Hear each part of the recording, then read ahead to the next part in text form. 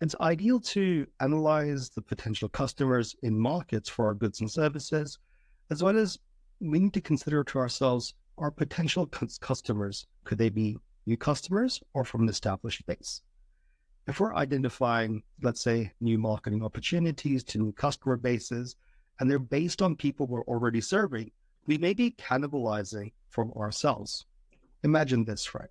You got product A, which is very successful. You build product B.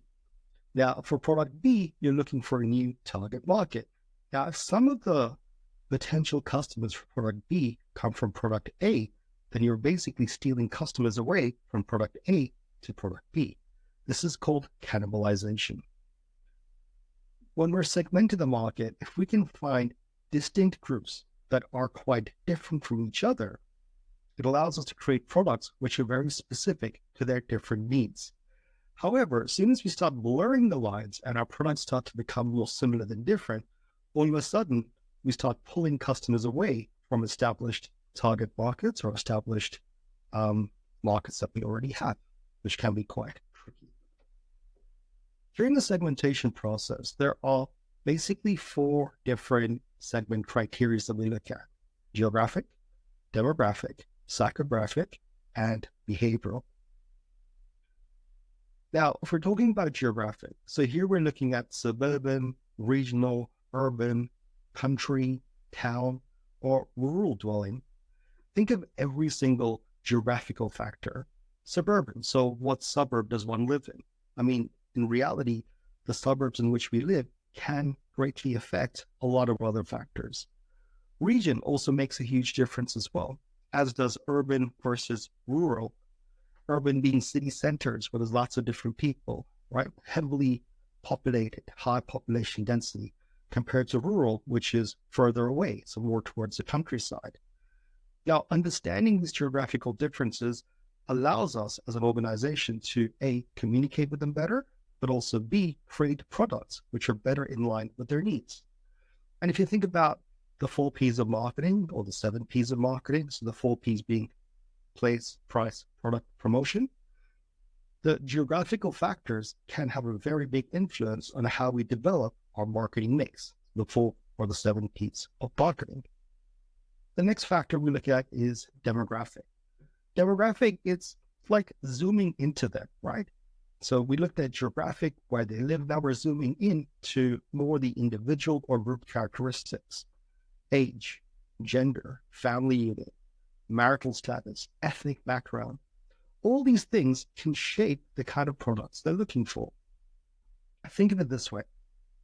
From a demographic perspective, if we were targeting the younger audience who have left school or at university or about to start their first job. Now, that's quite a broad category in general. Let's look at the ones maybe a little bit more focused in, and we say a finished university about to start a job. Chances are there's a whole heap of products that this particular group needs, but they might not have the money required to really spend on luxury or premium products. Remember, they've just finished university, so their disposable income isn't very high. They're about to enter the workforce, so there is potential to grow these guys, but they need something now which meets their needs.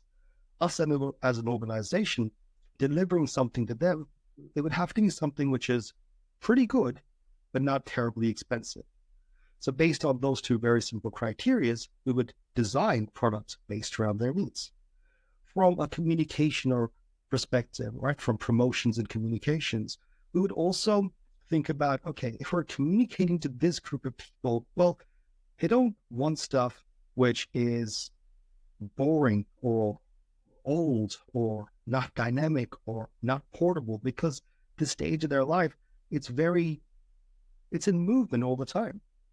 They're going to work. Maybe they're going back to uni. Maybe they're catching up with their friends. Maybe their parents live somewhere else. So it's a very mobile group of people. So when we're advertising and promoting to them, it's really important that we can showcase that our product meets their lifestyle needs.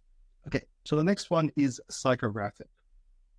When we're talking about psychographic, we're talking about lifestyle, taste, personality, attitudes, values, and how our consumers and customers interact. Psychographic really is the what does someone think aspect. So it's really about getting deeper and trying to understand how someone thinks and potentially how that affects what they do. What they do is the last part, which is called behavioral. So behavioral segmentation. Here we divide up the market based on their behavior. For example, their purchasing habits, their usage habits. Mobile phones are classic examples of this. When you buy a mobile phone from any company and then you get a service which is attached to it, all the different services they offer, whether it's a lot of data, medium amount of data, little data, international calling, free additional services that they sell on, it's all based on usage. So that's how a market is segmented in the mobile phone market. Us as an organization, if we can understand the segments in which our target markets are, and then within those segments, what do they look like from a geographic, demographic, psychographic, and behavioral perspective, then we are able to create products as well as communicate with our segments far more effectively, far more efficiently. As such, understanding customers and how they interact with our business is critical in driving improved value, creating opportunities for repeat business, as well as creating a longevity of relationship, meaning a relationship with the business as well as with our customers, which is long-term as opposed to being short-term.